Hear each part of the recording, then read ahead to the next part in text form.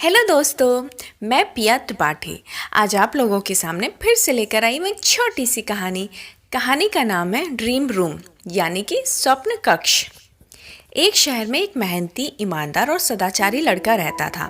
माता पिता, भाई बहन, मित्र, रिश्तेदार सब उसे बहुत प्यार करते थे।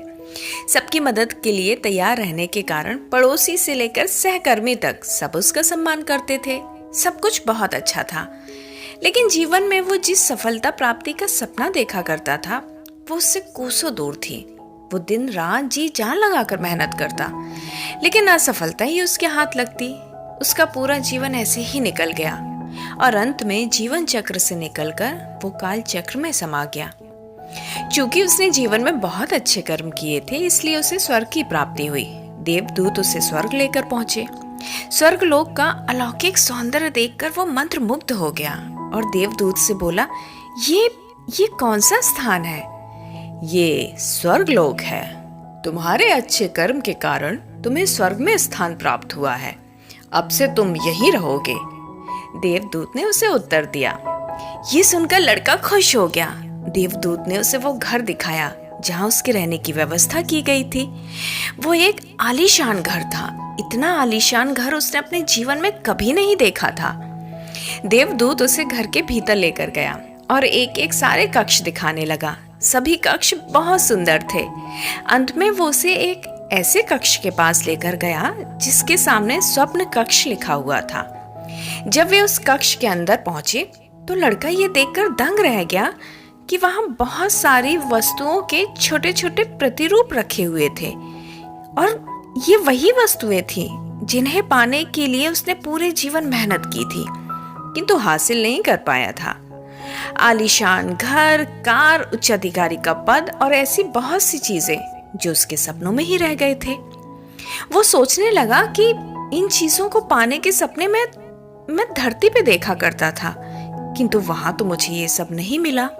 अब यहाँ इनके छोटे छोटे प्रतिरूप इस तरह से क्यों रखे हुए हैं? वो अपनी जिज्ञासा पर नियंत्रण नहीं रख पाया और पूछ बैठा, ये सब इस तरह से यहाँ मैं कुछ समझ नहीं पा रहा हूँ। इसके पीछे क्या कारण है? देवदूत ने उसे बताया, मानव अपने जीवन में बहुत से सपने देखता है और उन्हें पूरा हो जाने की कामना भी करता है, किंतु कुछ ही सपनों के प्रति वो गंभीर होता है और उन्हें पूरा करने का प्रयास करता है। तभी ईश्वर और ब्रह्मांड मनुष्य के हर सपने को पूरा करने की तैयारी करते हैं, लेकिन कई बार असफलता प्राप्ति से हताश होकर और कई बार दृढ़ निश्चय की कमी के कारण मनुष्य उस समय प्रयास करना छोड़ देता है जब उसके सपने पूरे होने ही वाले होते हैं। उसके वही अधूरे सपने यहाँ प्रतिरूप के रूप में रखे हैं। तुम्हारे सपने भी यहाँ प्रतिरूप के रूप में रखे हैं। तुमने अंत समय तक अगर हार न मानी होती तो उसे तुम अपने जीवन में ही प्राप्त कर चुके होते। लड़के को अपने जीवन काल में की गई गलती अच्छे से समझ में आ गई, किंतु मृत्यु पश्चात अब वो कुछ नहीं कर सकता था। तो कुछ समझ में आया दोस्तों? किसी भी सपने को पूरा करने के पहले ये दृढ़ निश्चय कर ले कि चाहे कितनी भी मुश्किलें क्यों ना आए, चाहे कितनी बार भी असफलता का सामना क्यों ना करना पड़े, अपने सपने को पूरा करने की दिशा में तब तक प्रयास करते रहेंगे जब तक कि वे पूरे नहीं हो जाएं। अन्यथा समय निकल जाने के बाद ये मलाल रह जाएगा कि काश मैंने थोड़ा प्रयास और किया होता। तो चलिए फिर हम जल्द ही मिलेंगे एक नई छोटी सी कहानी के साथ।